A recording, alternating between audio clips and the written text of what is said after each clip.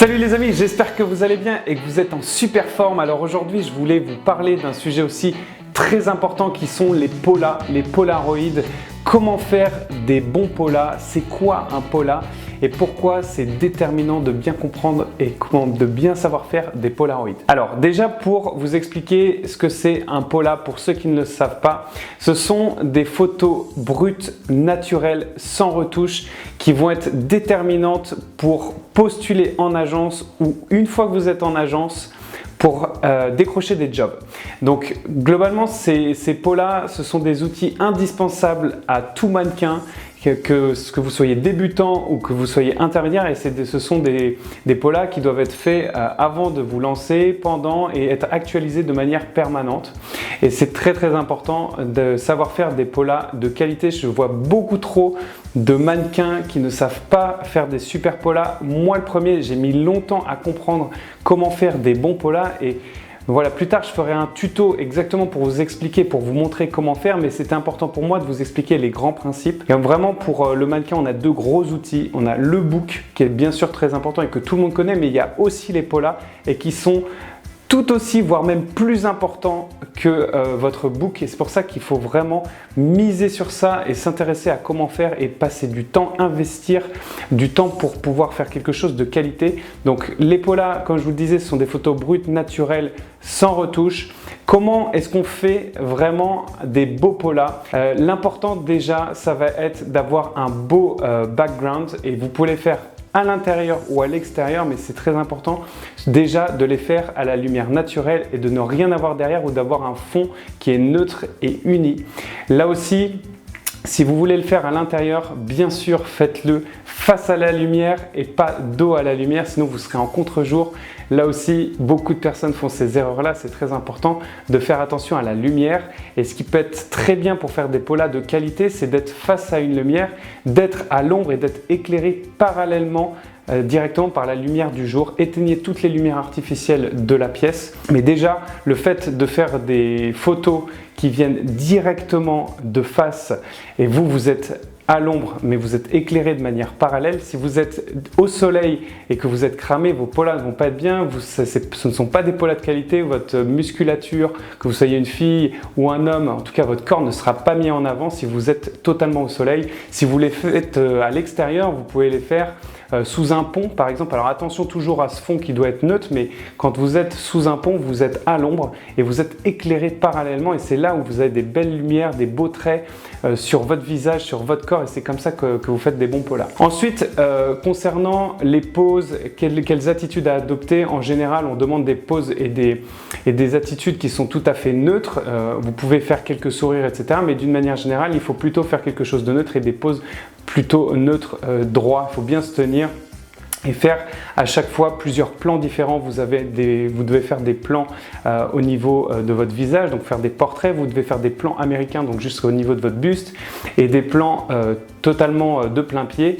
Directement, vous pouvez faire des dos, vous faites des faces, 3/4 total profil. Vous faites la même chose que vous soyez habillé ou underwear, et c'est important voilà, qu'il y ait cette variété, et puis d'avoir aussi le bon stylisme pour les polas. C'est important d'avoir des vêtements qui sont unis et qui sont sobres, donc des t-shirts gris ou noirs avec un jean brut pour que vous soyez un homme ou une femme. Et c'est très important voilà, d'avoir des vêtements qui soient sobres. Et si vous faites de la lingerie, les filles pas trop sexy, les hommes trouvez des caleçons qui sont déjà aussi à votre taille et qui ne sont pas en mode parachute et qui sont ajustés, et aussi pas avec des motifs trop apparents ou des marques trop apparentes. Il faut rester encore une fois dans la sobriété. C'est comme ça que vous ferez des bons polas. Au niveau des chaussures, pour les filles, vous prenez bien sûr des talons. Ça peut être aussi des baskets, des sneakers. Les hommes, pareil, baskets ou sneakers, ça marche très bien. Ou des bottines, c'est aussi des bons accessoires pour pouvoir faire des bons polas. En parlant d'accessoires aussi, bien sûr, éliminer tout ce qui est montres, bagues, bijoux pour les femmes. Et aussi, quand vous faites des polas, c'est très important pour vous les filles de vous attacher les cheveux pour qu'on puisse voilà, voir vos oreilles. Il faut dégager vos oreilles pour que ça soit de qualité. Autre chose qui est très important aussi quand vous faites des polas, c'est l'angle par lequel vous prenez la photo. Là aussi, des fois, la photo peut être prise trop de plongée ou en contre-plongée directement. Donc, il faut faire attention à l'angle parce qu'après, ça vous fait soit une trop grosse tête, soit justement des trop grandes jambes, petites jambes, trop grosses têtes. Enfin voilà, il faut vraiment faire attention pour trouver le bon angle et être au bon endroit quand vous prenez la photo. Et donc à vérifier aussi quand vous la prenez, de voir que vous n'avez pas des petites jambes ou une grosse tête ou l'inverse. Donc ça c'est aussi quelque chose qui est très important. Votre posture va être très importante, il faut bien sûr se tenir droit, mais ne pas non plus faire des poses trop soldats, pas des expressions trop marquées. Bien sûr à la fin vous pouvez faire des petites poses libres et vous n'êtes pas obligé d'être figé totalement, et vous pouvez sourire et rendre ça justement un peu plus vivant. C'est aussi intéressant et pertinent de le faire, mais c'est important vraiment de faire attention de ne pas être voûté et d'avoir une bonne prestance, une bonne attitude pour le faire. Ensuite, par rapport au matériel, comment est-ce qu'on fait des polas? Comment est-ce qu'on peut prendre justement un appareil photo ou le téléphone, ça suffit? Là, encore une fois, il n'y a pas trop de règles. Il y a des très bons téléphones qui peuvent faire des super bons polas. Donc là aussi, si vous avez un bel iPhone ou un beau téléphone, ça peut totalement faire le boulot. Donc voilà, juste ce qui est vraiment très important, c'est plus encore une fois la lumière, la posture et le fait de bien prendre sous le bon angle.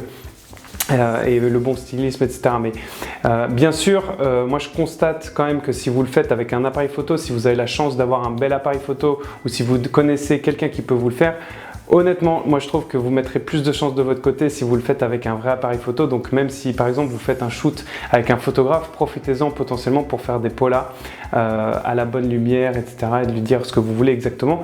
Pour moi, vous aurez un meilleur rendu, encore une fois. Important, les filles, de ne pas trop se maquiller aussi sur les polas. Les mecs, bien sûr, évitez le maquillage. Alors bien sûr, vous pouvez peut-être un tout petit peu éliminer 2-3 boutons ou une impureté de la peau. Si jamais vous voyez un petit défaut, bien sûr, vous pouvez le faire, mais il ne faut pas que, encore une fois, que ça soit trop superficiel, artificiel. Il faut que vous soyez le plus brut et le plus naturel possible durant la photo.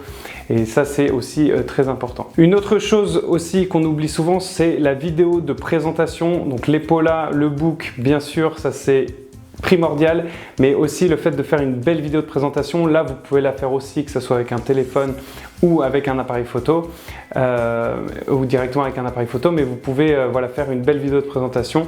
Ça, c'est aussi hyper important, donc de savoir aussi bien s'exprimer, d'être dynamique quand vous vous adressez à la caméra et de savoir ce qu'il faut faire exactement. Donc lors d'une vidéo de présentation, les informations essentielles à dire sont le prénom, d'où vous venez, quelle agence vous représente, dire l'âge, etc. C'est pas forcément essentiel, mais déjà donner ces informations-là et il faut qu'on vous voit bouger un petit peu. Faites un tour sur vous-même, montrez vos profils, faites un aller-retour, montrez vos mains aussi devant la caméra. Donc je vais faire un tuto de toute façon sur exactement pour vous montrer ce qu'il faut faire, mais encore une fois c'était important pour moi déjà de vous expliquer au maximum ce qu'est un bon pola selon moi. Donc logiquement vous avez 99 voire 100% des clés pour faire des bons polas. Si jamais encore une fois vous avez des questions, n'hésitez pas à poser vos questions en commentaire sous cette vidéo, j'essaierai de vous répondre au maximum. Si jamais vous regardez toujours cette vidéo, c'est que potentiellement vous êtes intéressé pour devenir mannequin ou pour développer votre carrière. J'ai créé une série de 3 vidéos de formation totalement gratuites. Pour y avoir accès, c'est très simple, tu as juste à cliquer en dessous de cette vidéo dans le lien de la description. J'espère que tu as kiffé cette vidéo et que tu as appris des choses. Je te dis à très bientôt. Ciao!